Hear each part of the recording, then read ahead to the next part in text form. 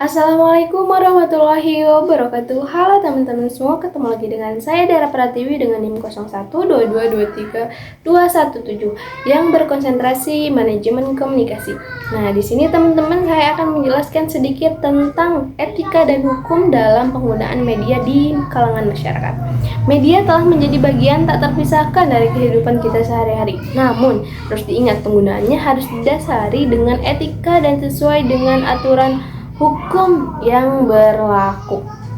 Lalu di sini ada definisi etika dan hukum dalam konteks media. Etika media, prinsip-prinsip moral dan nilai-nilai yang harus dipatuhi dalam penggunaan media seperti kejujuran, akurasi, dan sensitivitas terhadap masalah sosial. Dan yang kedua, hukum media, peraturan dan undang-undang yang mengatur penggunaan media seperti hak cipta, privasi, dan larangan penyebaran informasi yang menyesatkan. Lalu ada peran media dalam masyarakat. Menyebarkan informasi, media memiliki peran penting kepada masyarakat, baik berita, ilmu pengetahuan maupun hiburan.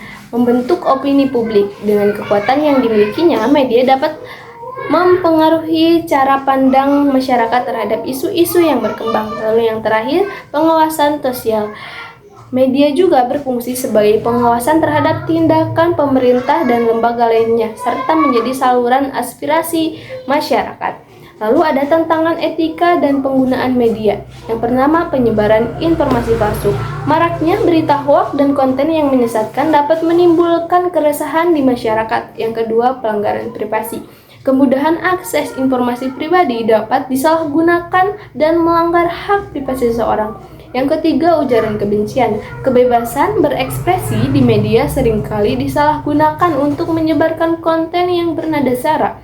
Yang keempat, ada komodifikasi konten. Tuntunan untuk mendapatkan keuntungan ekonomi dapat mendorong media mengabaikan etika dan pemberitaan. Lalu ada dampak penyalahgunaan media terhadap masyarakat.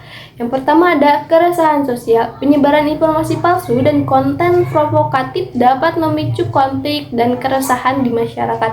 Yang kedua, kerugian ekonomi. Konten yang menyesatkan atau melanggar hak cipta dapat merugikan individu maupun bisnis secara finansial. Dan yang ketiga, degradasi moral. Tontonan dan konten yang tidak sesuai etika dapat mempengaruhi nilai-nilai dan perilaku masyarakat, terutama generasi muda. Lalu ada tanggung jawab pengguna media. Yang pertama ada verifikasi informasi. Selalu memastikan kebenaran dan akurasi informasi sebelum meneruskannya. Yang kedua, menghargai privasi, menjaga privasi orang lain dan tidak menyebarkan informasi pribadi tanpa izin. Yang ketiga, bersikap toleran, menghindari penyebaran konten yang mengandung unsur sara atau kebencian. Dan yang terakhir, mematuhi etika, menggunakan media sesuai dengan norma-norma dan nilai-nilai yang berlaku di masyarakat. Lalu yang terakhir, kesimpulan dan rekomendasi. Penggunaan media yang bertanggung jawab dan sesuai etika merupakan hal yang penting untuk menjaga keseimbangan antara kebebasan berekspresi dan ketertiban sosial.